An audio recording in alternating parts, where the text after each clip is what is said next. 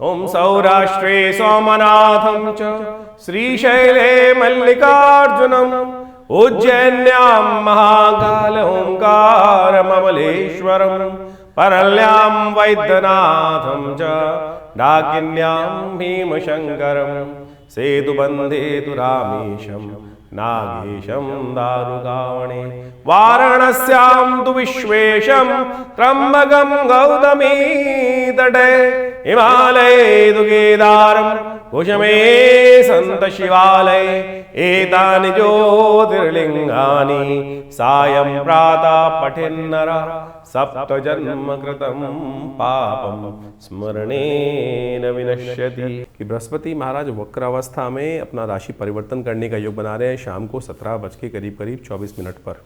और ये परिवर्तन आपकी राशि के दृष्टिकोण से बड़ा महत्वपूर्ण रहेगा और बहुत ज़बरदस्त तरीके से एक बूस्टर की तरह आपकी ज़िंदगी में योग बनाने की स्थिति उत्पन्न कर सकता है। तो ऐसे में आपको खास तौर पर ये ध्यान रखना चाहिए कि कहाँ कहाँ आपको फ़ायदा होने के योग दिखाई दे रहे हैं इस बृहस्पति के परिवर्तन से और कहाँ आपको थोड़ी सावधानी बरतने की ज़रूरत है। सम्मान, कोई पद, रुके हुए काम, नौकरी इत्यादि में कुछ ना कुछ डेफिनेट बड़ी इंप्रूवमेंट लाने के योग आने वाले 3, 4, 5 महीनों में आपको देखने को मिल सकता है। ये बृहस्पति वक्र अवस्था में जब तक रहेंगे पूर्ण शक्ति के साथ आपको लाभ देने के योग बना सकते हैं। धन संपदा इत्यादि के लिए खासतौर पर ट्रेडिंग लाइन करने वालों के लिए भी, नौकरी वालों के लिए भी कोई इंप्रूवमेंट लाने के योग बन सकते हैं। लेकिन ये परिवर्तन खासतौर पे दो-धारी तलवार की तरह आपकी राशि में प्रभाव उत्पन्न करता दिखाई दे रहा है। कहीं ना कहीं थोड़ी सी गलती भारी पड़ सकती है, भारी जुर्माने के कारण भी बन सकते हैं। इसलिए जो कार्य करें बहुत सोच समझकर कार्य करने का प्रयास करें। एक तरफ कहीं ना कहीं जो आपसे ईर्ष्या करने वाले लोग हैं उनसे आपको खासतौर पर सावधान रहने की ज़रूरत रहेगी और जो चीज़ें आपको समझ में आ रही हैं उन पर तुरंत एक्शन लेने की ज़रूरत रहेगी। आपकी राशि के दृष्टिकोण से इस वक्त इन ग्रहों का परिवर्तन जो आपके जीवन में प्रभाव उत्पन्न करता दिखाई दे रहा है, बहुत सारी चीज़ें आपकी समझ में आने के बावजूद भी, यानी आपके आस्तीन के सांप जो हैं, जो आपके आसपास लोग रहने वाले हैं, वो कहीं ना कहीं आपको आने वाले समय में बड़ा आघात देने के योग बना सकते हैं। जहां आपका ग्रह एक तरफ सफलता की तरफ आपको अग्रसित करता दिखाई दे रहा है, वहीं आपके जो लोग आसपास के लोग हैं, जो शत्रु आपसे हीन भावना आपके प्रति रखते हैं, वो कहीं ना कहीं आपके नुकसान करने के योग बना सकते हैं। तो उनके लिए खासतौर पर कुछ उपाय करने की ज़रूरत आपकी राशि के दृष्टिकोण से हमें दिखाई देती है। इसलिए अच्छे एडवाइज़र्स जो आपके पिता तुल्य व्यक्ति हों, उनका साथ आपको अवश्य लेने का प्रयास करना चाहिए। अलर्ट रहिए, सोते मत रहिए।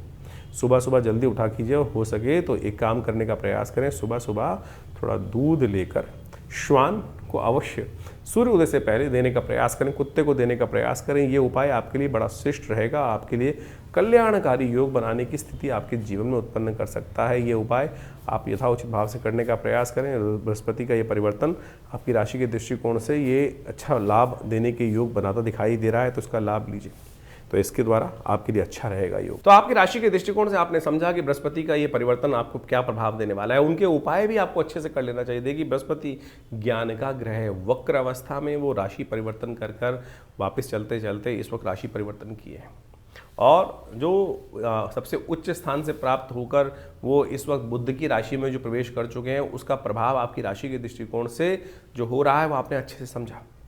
इसका निदान भी अवश्य करने का प्रयास करें। सबसे श्रेष्ठ तो ये होगा कि बृहस्पति को शक्ति देने के लिए, उसका शुभ फल प्राप्त करने के लिए पीली चीज़ों का दान करने का प्रयास करें। पीली चीज़ों का दान, जैसे हो सकता है हल्दी का दान कर सकते हैं, किसी भंडारे में व्यवस्था हो हल्दी का दान करने का प्रयास करें। गौशाला में चने की दाल को भिगोकर दान करना एक बड़ा श्रेष्ठ उपाय माना जाता है। विप्रजन जो ज्ञान का कार्य करने वाले लोग हैं, ब्राह्मण हैं, पूजा पाठ का कार्य करने वाले लोग हैं, उनकी सेवा यथाउचित भाव से करने का प्रयास करें। सर्दियां चल रही हैं, ऐसे में गर्म वस्त्र का दान करना भी आपकी राशि के दृष्टिकोण से परम श्रेष्ठ उपाय है। यथाउचित भाव से अवश्य करने का प्रयास करें। ये पीले रंग के वस्त्रों का दान, गर्म वस्त्रों का दान, ये और जो ज्ञान के क्षेत्र में कार्य कर रहे हैं, जो बच्चे पढ़ रहे हैं, उनमें धार्मिक पुस्तकों का वितरण कराना भी बृहस्पति को अद्भुत रूप से शक्ति प्रदान करेगा। बृहस्पति का मंत्र है ओम ग्रांग ग्रीं ग्रौंग सह गुरुवे नमः।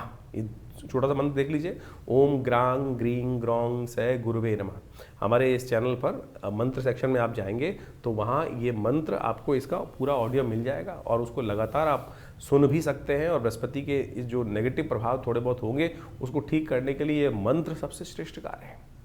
वैसे तो बहुत सारे लोग विभिन्न नग भी पहनने का धारण करते हैं, कोई पुखराज पहनता है, कोई उसका जो येलो सफायर है वो पहनने का प्रयास करते हैं, कोई टुपास पहनने का प्रयास करते हैं।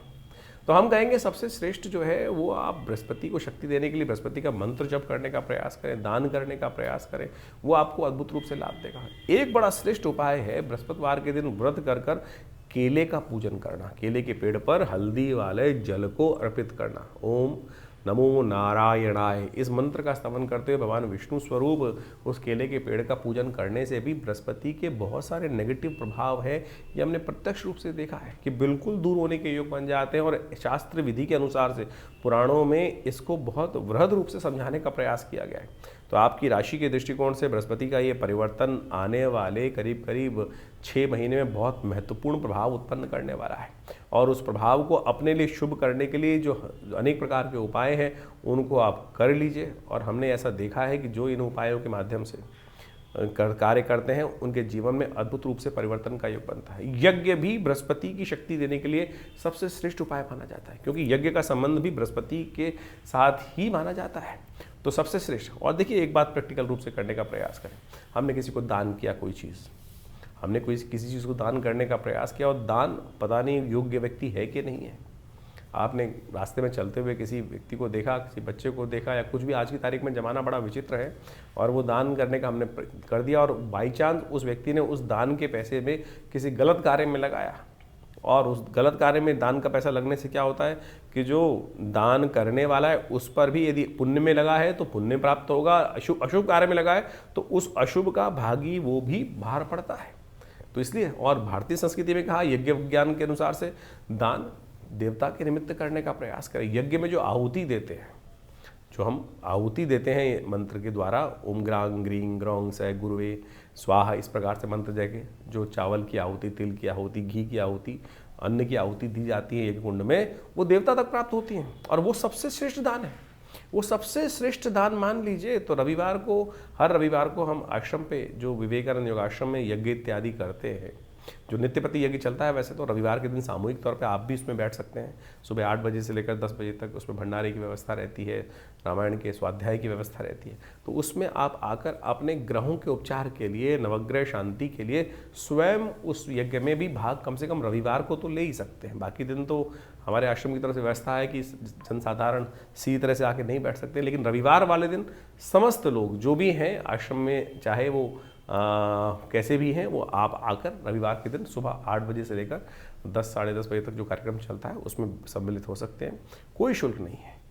तो इसलिए इन समस्त जो पद्धतियां हैं आपके ग्रहों के अनुसार से इन उपायों को समझने का प्रयास करें। लेकिन फिर भी राशि के दृष्टिकोण से तो हमने आपको समझा दिया, लेकिन अपनी स्वयं की जन्मपत्री में जो इन ग्रहों का प्रभाव होने वाला है उसको अच्छे से समझने के लिए, सूक्ष्म दृष्टि से देखने के लिए दशाएं क्या चल रही हैं, अंतर दशाएं क्या चल रही हैं, नवांश इत्यादि में ग्रह की स्थिति क्या है, कहीं बाहर से देखने में केवल राशि के दृष्टिकोण से कर ले तो वो उसको और सूक्ष्म दृष्टिकोण से देखने का हमको प्रयास करना चाहिए। वो डिटेल एनालिसिस के लिए आप स्वयं निजी तौर पर हमारे आश्रम के साथ संबंध स्थापित कर कर अपनी जो व्यवस्थाएं हैं आश्रम के द्वारा उनको समझकर अपने निजी परामर्श के द्वारा अपने जो भी समस्याएं हैं उनको निदान करने के लिए कार्य करने का प्रयास कीजिए। बड़े भाग्य से हमको समय मिला है तो उसको ठीक से चलाए जीवन को और शुभ करने का प्रयास करें, परिवार में शुभ रहे।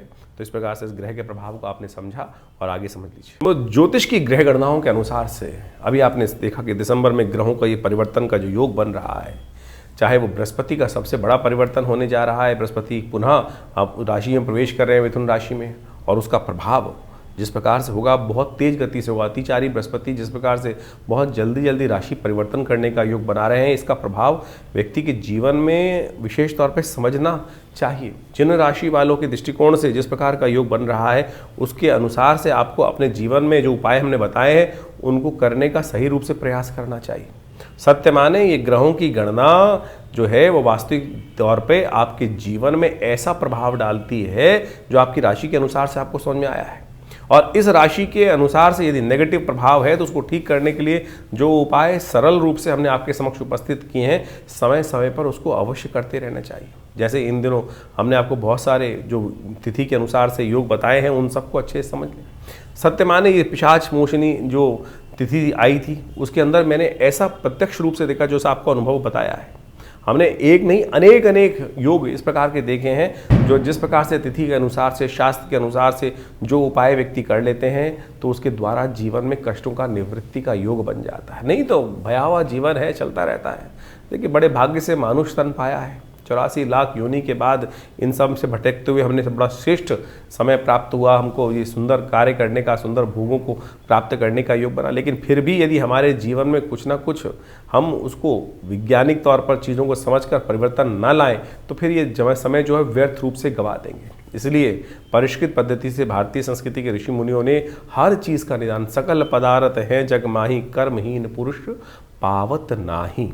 तो इस बात को समझते हुए तो बड़े मुश्किल से जो बड़े भाग्य मानुष तन पाया है, इस समय को यूटिलाइज करने का हमें प्रयास करना चाहिए, चीज़ों को परिवर्तन करने का प्रयास। ऐसा कोई चीज़ नहीं है जो व्यक्ति अपने कर्म के द्वारा परिवर्तन नहीं कर सकता। हमारे पुराण, हमारे शास्त्र, हमारी कथाएं इस बात को विशेष तौर पर समझाने का प्रयास करती हैं कि कैसे कैसे लोगों ने अपने जीवन के उन कष्टों को निवृत्त करने के योग बनाए, कष्टों को दूर करने के योग बनाए, कर्म से बनाए हैं और भगवत भजन से बनाए हैं। तो यही वो जो टेस्टिमनीज हैं, जो विशेष तौर पर कथाएं हैं, वो सत्य कथाएं हैं वो, और किन किन के जीवन में कैसे कष्ट आए उनसे निवृत्ति के योग बने।